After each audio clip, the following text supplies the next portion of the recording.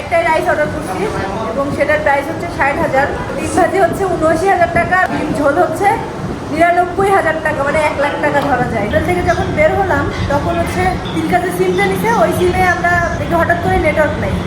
পরে সার্চও দিতে পারছি না যে আশেপাশে কোথায় ইন্ডিয়ান রেস্টুরেন্ট বা বাংলা খাবারের রেস্টুরেন্ট পাবো। পরে অনেক খুঁজে খুঁজে একটা দোকানে গেলাম, ওই দোকানে গিয়ে সিমটা দেখালাম, ওখান থেকে সিমটা খুলে আবার নতুন করে লাগানোর পরে দেখলাম নেটওয়ার্ক চলে আসলো। ইন্ডিয়ান রেস্টুরেন্ট সার্চ দিয়ে এটার মধ্যে চলে আসলাম। এখানে এসে খাবার অর্ডার করলাম, যাই অর্ডার করি 1 লাখ টাকা। আমারে বলতেছে এসে আমি তো বড় লোক হয়ে গেছি 2 মিলিয়ন টাকা পায়ে। আমি বললাম বেলায় বেলায় যখন 1 লাখ টাকা করে খরচ হবে তখন কোন দিক দিয়ে যাবে বুঝবা নেবে। তো আমরা হচ্ছে আসলে একটাই রাইস অর্ডার করছি এবং সেটার প্রাইস হচ্ছে 60,000। একটাই রাইস অর্ডার করছি এবং সেটার প্রাইস হচ্ছে 60,000।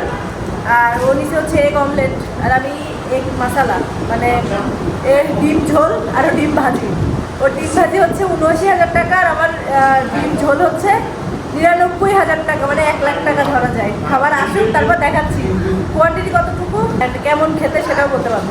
প্রথমে আমরা একটু দেখার জন্য 1 প্লেটই রাইস অর্ডার করছিলাম, কিন্তু এই যে ভাত তিলকার পেটের এক কোণেও যাবে না, আমার কথা তো বাদই দিলাম। আর ডিমটা কি মানে ছড়ায় ছড়ায় বড় বানাইছে তিলকা। 1 লাখ টাকা তো একটা মানে